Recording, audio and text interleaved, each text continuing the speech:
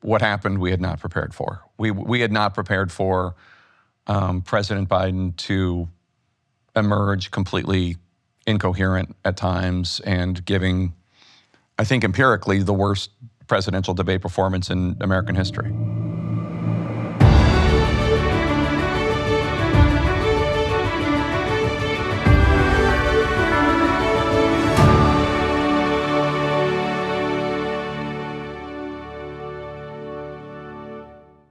Welcome to the LBJ Presidential Library. I'm Mark Updegrove. Our guest tonight, Jake Tapper, is a fixture of broadcast news. Since 2013, he's been at CNN, where he hosts The Lead with Jake Tapper, and the Sunday morning show, State of the Union. He's also a best-selling author of works of fiction and nonfiction, including this year's blockbuster book, Original Sin, about the Joe Biden presidency. I talked to him about his career, the Biden and Trump presidencies, and the state of journalism today. Jake Tapper, welcome. Thanks, great to be here. You have been applying this trade for almost 30 years, but you didn't start in journalism. No, after college, I went to Dartmouth. I graduated from Dartmouth in '91. I went to film school for a semester, hated it, moved back to Philadelphia, where I'm from, and had no idea what I was going to do. I wanted to be a cartoonist. I wanted to be a novelist.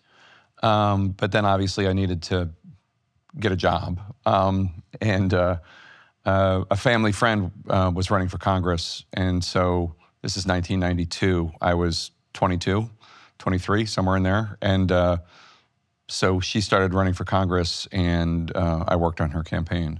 Then you got into the PR space. Yeah, then I didn't like politics. It's an interesting experience, but I didn't like it and was not particularly good at it. And then got into the PR space again. This was just about like paying the rent while I figured out what I wanted to do.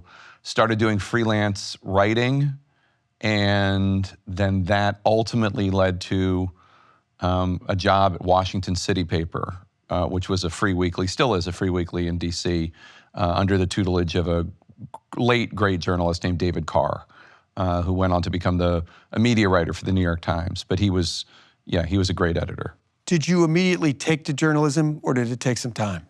It took a little time, but it's weird because I had been involved in journalism as a kid. And I really was interested in fiction, cartooning and screenwriting and being a novelist. But ultimately, journalism, it's easier to sell nonfiction as a freelance writer than it is to sell fiction. It's a much more rarefied world, the people who make a living selling fiction. But nonfiction, there is a world for, and so I started doing that. Anyway, it makes sense now, but it took me a little while to realize it. But it should be noted that you did become a nonfiction and fiction author later on in your career. Right? Yeah. I did ultimately write a few novels in my 40s or 50s, much later. But I guess I established myself in nonfiction first. So you've been in Washington for nearly 3 decades. Yeah, I moved there at the end of 1992. Oh, more than 3 decades. Yeah. I stand corrected. How has the city changed since you've been there? Oh, wow. Well, first of all, I moved down there in the Bill Clinton era, so it was a very different time. There was a generational change with Bill Clinton representing youth. He doesn't represent youth now, but he was representing youth. Baby boomers were new and young. I guess he was in his 40s, Bill Clinton. And the city as it is now, it's a much bigger city. And the worlds of lobbying and media are bigger than ever before. You were on Capitol Hill early in your career. How has that world changed? It is much nastier now than it was. And it was it's just different. Generally speaking, I still think most people run for Congress because they want to make the world better. I do think that. But there are a lot of people who enter it for the wrong reasons. I mean, there are a lot of people that enter everything for the wrong reasons, Sure. journalism, academia, whatever. But I think there are a lot of people who now are in it for the likes. They're in it for the clicks. They're in it for attention, and much more interested in becoming famous or preaching to the choir of their either left-wing or right-wing followers, and not so much improving the lives of the American people, working across the aisle, passing legislation. I think it seems worse. That part of it seems worse today. And it's not just because of social media, and it's not just because of partisan media. I think some of it is because of gerrymandering. There are fewer competitive congressional districts today than there were in 1992. And so you have a lot of people who are more worried about being primaried, facing a challenge from the left or the right in the Democratic or Republican primaries, than they are in facing a competitive election in the general election, which creates a really screwy incentive culture where the incentives are to be as extreme as possible. Right. On the left or the right, and not to work across the aisle. It's actually a disincentive to work across the aisle. If you're somebody, well, look, I'm in Texas right now. I mean, this is as of now, generally speaking, at least statewide, a one-party state, a Republican state. There's very little incentive, other than wanting to do the right thing and solve problems, to being known as somebody who wants to work with Democrats. Yeah. The same is true in California on the other side. You've covered 5 presidents. This is the second time you've covered Trump. His second administration. Yeah. This is a president who's called the press the enemy of the people. He's been enormously litigious. He's threatened media outlets. Yeah. How has that changed what you do, or has it changed what you do?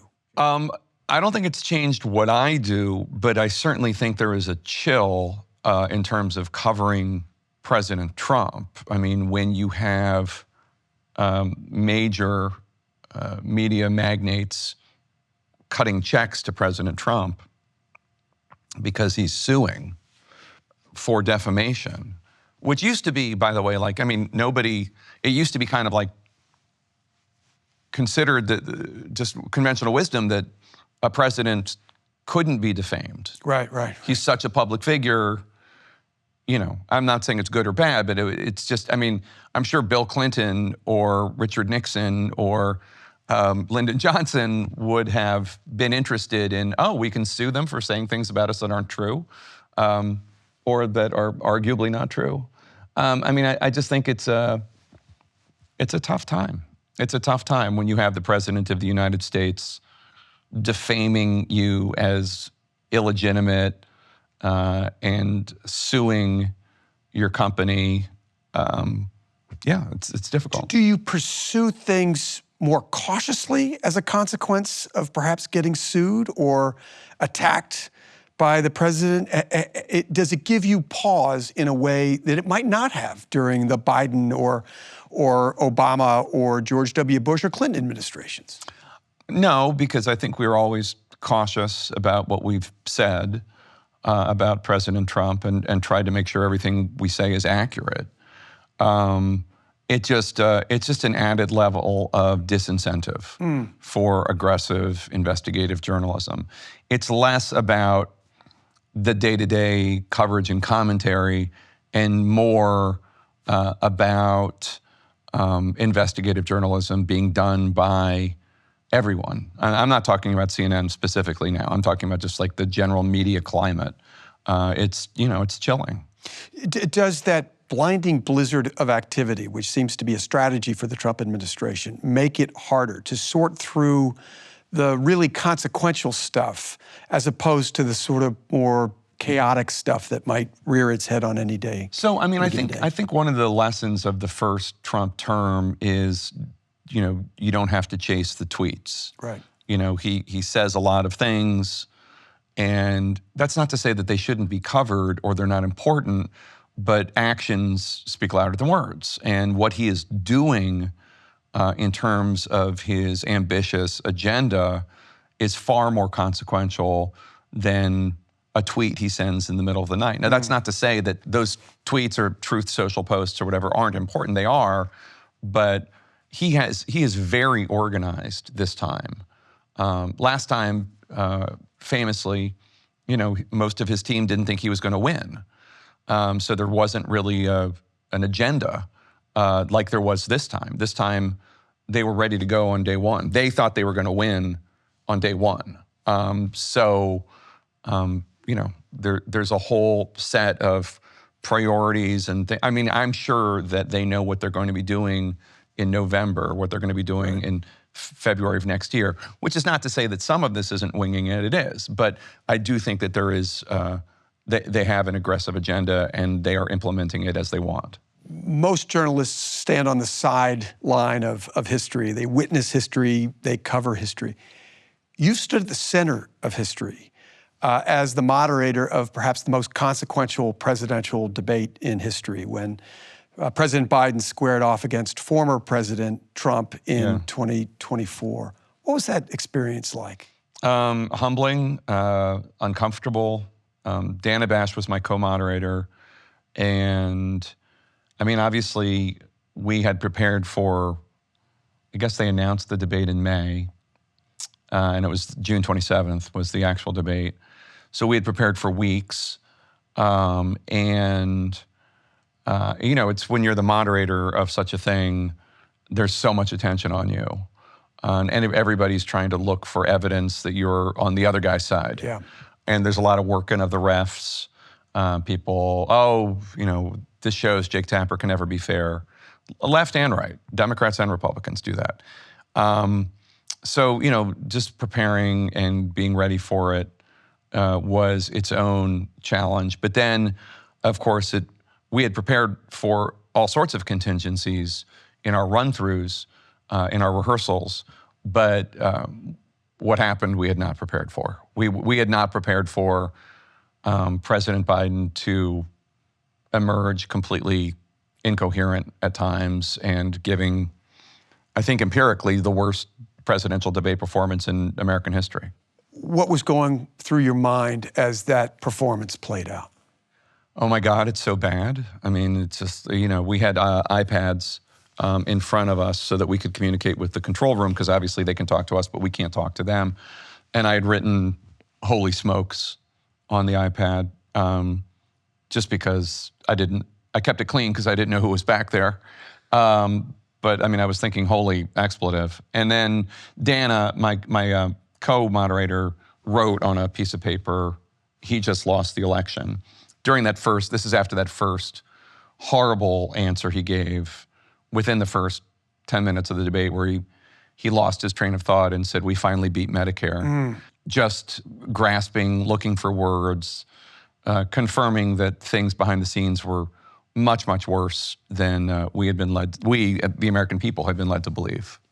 What was it like at the end of that debate? When it was all over, when President Trump and Biden had rendered their performances, what was it like in that studio? Well, Trump just left without saying goodbye, which was interesting because he's actually sometimes rather gregarious. But that moment he was not. He just left. First Lady Jill Biden came out, went to her husband on the stage, helped him down. There was one stair. And I guess I could understand it because it was like the studio was full of, it was not like a normally occurring studio. It's, one of these things only a TV designer could come up with. There was like a light there. And I guess if you're 81 years old, you might not be able to negotiate that one step that easily.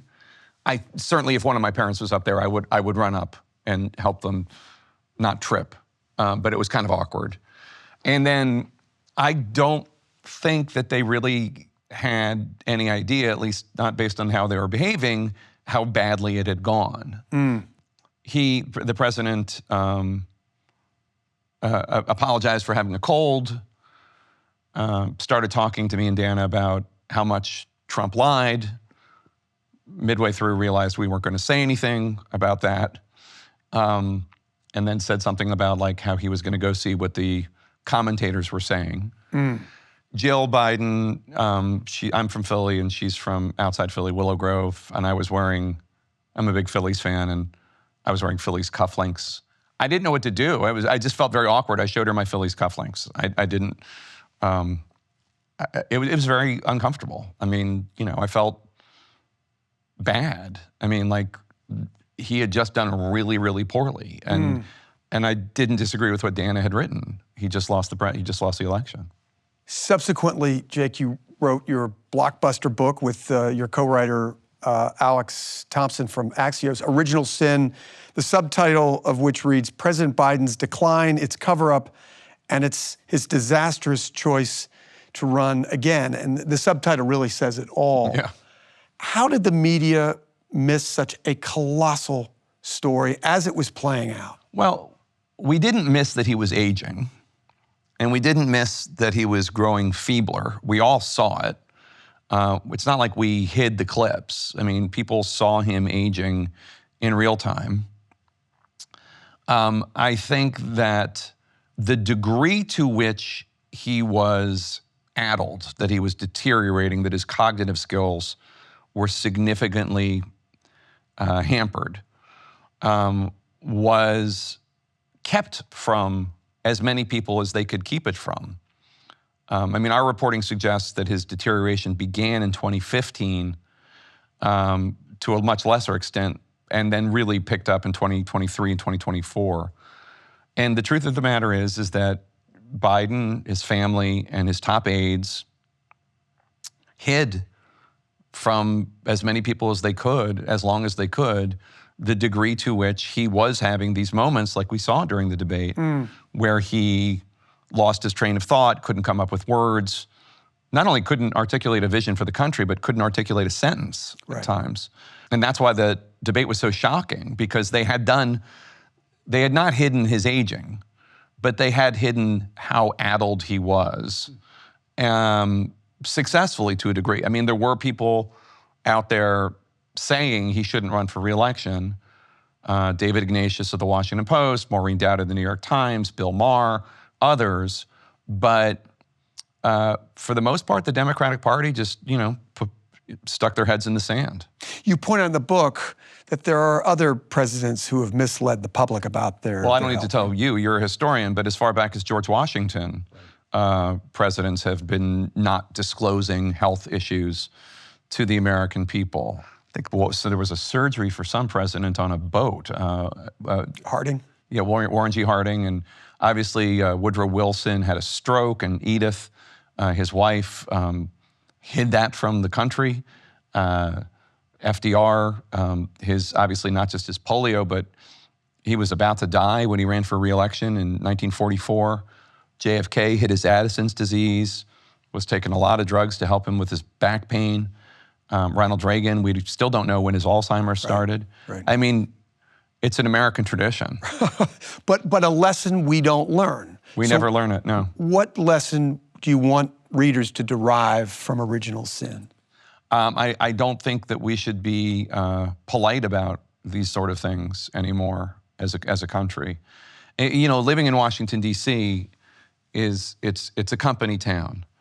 And look, people age. If we're all lucky enough to get to our 70s and 80s, you age. Some people age better than others, but most industries, there is some sort of way to tell somebody, okay, it's time for you to think about retiring, whether it's TV news or academia, or if you're a CEO, there's a board of directors. If you're an actor, you have an agent, or producers will say, maybe you're not for leading man roles anymore, maybe character actor, whatever. I mean, athletics, that speaks for itself. But politics is this one weird field where the only people you're really accountable to are voters. And most voters do not expect to have any sort of personal interaction with the people they're voting for. They're living their lives. They don't pay that close attention. And incumbents get elected at a rate of something like 95, 96%. Yeah. So DC is a town that has a bunch of people who should have retired, who have not.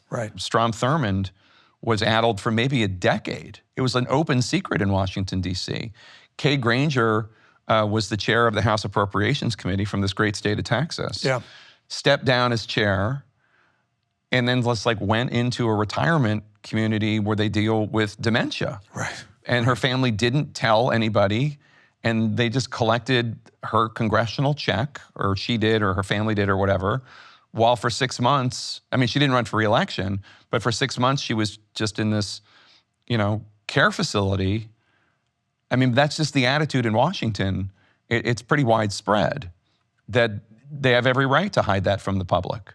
So the idea that this would happen on the presidential level, well, as you note, it's not unprecedented. The fact that it happened to this degree, there already was a culture around it that allowed this sort of thing to happen. Why hasn't a new generation stepped up discernibly to make their own mark in Washington and to lead their own charge? Well, they've tried. First of all, we should note that in the course of this book, and it focuses on 2020 through 2024. There is a moment where 3 octogenarians step down. After the midterms of 2022, Nancy Pelosi, Steny Hoyer, and Jim Clyburn, all of them in their 80s, stepped down as the 3 top House Democrats, voluntarily. Now, I'm sure behind the scenes there was pressure from people in their 50s and 40s to replace them, but they had that selflessness. Why didn't President Biden do it, is the question. He had implicitly promised in 2020 that he would be a bridge to the next generation. He had done that event in Michigan in March 2020 where he got the endorsement of Whitmer, Kamala Harris, and Cory Booker, talking about being a bridge. We all had the impression that maybe he was only going to do 1 term. It was purposeful.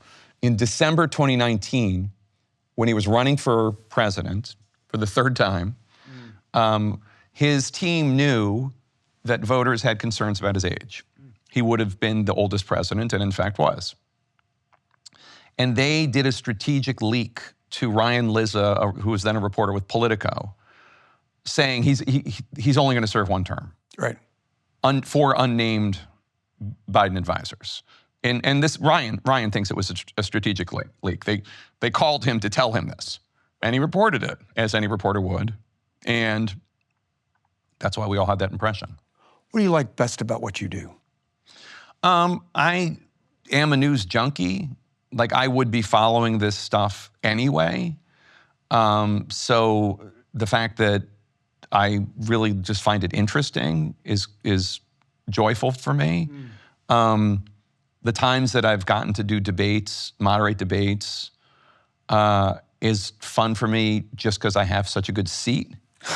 I mean, when I was a kid, I would watch debates, presidential debates.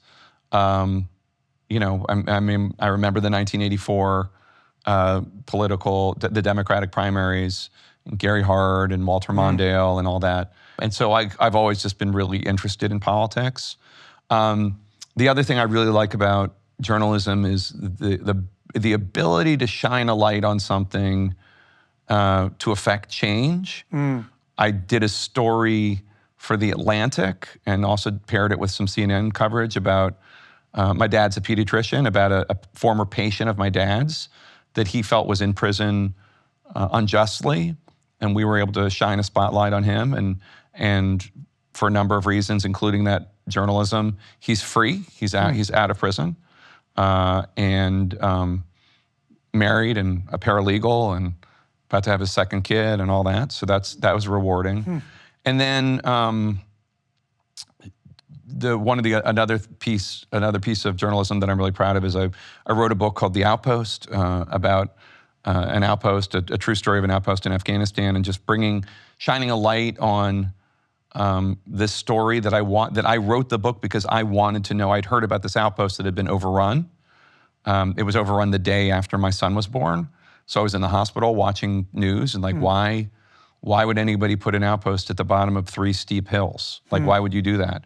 And no one ever answered my question. So I set out to find out the answer for myself, and it became The Outpost. And it's not dissimilar entirely to Original Sin, Right. which is I wanted to know what happened. I would have gladly just read the book if somebody else had written it, but they didn't, and they weren't. So Alex and I wrote it.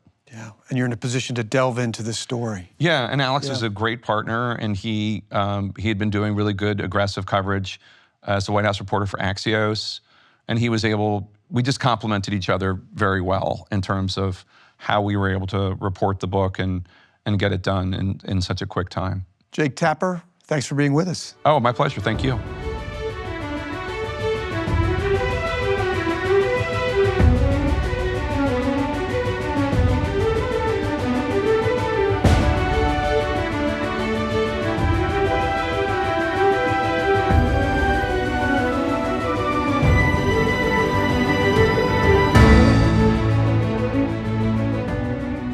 This program was funded by the following: Laura and John Beckworth, BP America, Joe Latimer and Joni Hartgraves, and also by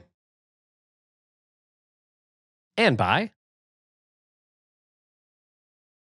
complete list of funders is available at aptonline.org and live from lbj.org.